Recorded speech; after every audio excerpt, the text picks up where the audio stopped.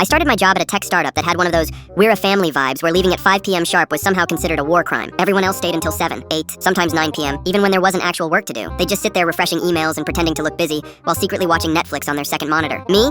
I logged out at $5 p.m. every single day like my contract said. Not 5:02. Not just wrapping something up. 5 p.m. Done. Gone. Out the door before my computer screen even went black. At first, people just looked confused. Then they started whispering. Then my manager, Derek, pulled me aside one day and goes, "Hey, just checking in. Everything okay at home?" I blinked. "Yeah. Why?" "Well, you've been leaving kind of early lately." "Early? Sir? It's literally the time I'm contractually obligated to stop working." I said, "I leave at 5 because that's when my shift ends." He nodded slowly, like I just admitted to running an underground hamster fighting ring. Right. Just making sure you're not overwhelmed or anything. Overwhelmed? I'm the only person here not developing stress-induced back spasms from bad posture and emotional suppression. A week later, HR reached out. Not an email, a meeting, a sit-down wellness check meeting. The HR lady, Jen, had this whole concerned therapist energy. She goes, "We noticed you've been clocking out at exactly 5 p.m., and we just want to make sure you feel supported here." I stared at her. "You're worried because I'm following my contract? Well, it's just unusual. Most of the team stays a bit later to collaborate." "Collaborate on what?"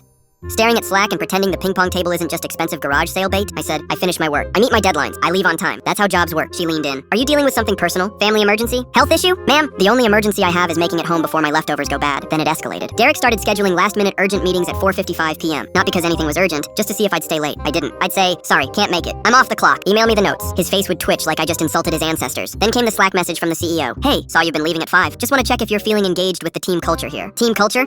You mean the one where people eat lunch at their desks and brag about not taking vacation days?" I replied, "I'm very engaged from 9 to 5. Outside of that, I'm engaged with my own life." He left me on red. 2 weeks later, they started an optional happy hour every Friday at 5:30 p.m. Optional, but also they'd send passive-aggressive Slack reminders like, "Would love to see everyone there." I never went, not once, and apparently that made me the villain. One coworker actually asked, "Don't you want to bond with the team?" I said, "I bond during work hours. After 5, I bond with my couch." Then the final straw. They implemented a new cultural initiative where employees were encouraged to share why they loved working late. It was called the Extra Mile Club. I wish I was joking. They even made a Slack channel for it. People posting screenshots of themselves working at 9 p.m. with captions like, "Passion doesn't clock out." I muted the channel immediately. Then Derek pulled me aside again, this time looking genuinely concerned. "Listen, if you're not happy here, we can talk about it." I said, "I'm perfectly happy. I do my job well. I leave on time, and I sleep like a baby." He paused. "But don't you want to go above and beyond?" "I go exactly to the beyond that my paycheck covers." His eye twitched. A month later, they hired someone new. She stayed until 8 p.m. her first week. Everyone loved her. Derek called her a culture fit. I called my lawyer to double-check my contract didn't have hidden overtime clauses. It didn't, so I kept leaving at 5. And you know what? I outlasted half of them. Most of those Extra Mile Club people burned out within 6 months, Derek included. Now I'm still here, still leaving at 5, and still getting passive-aggressive wellness checks. But my therapist says I'm the healthiest person she's ever met. Turns out boundaries are good for you. Who knew?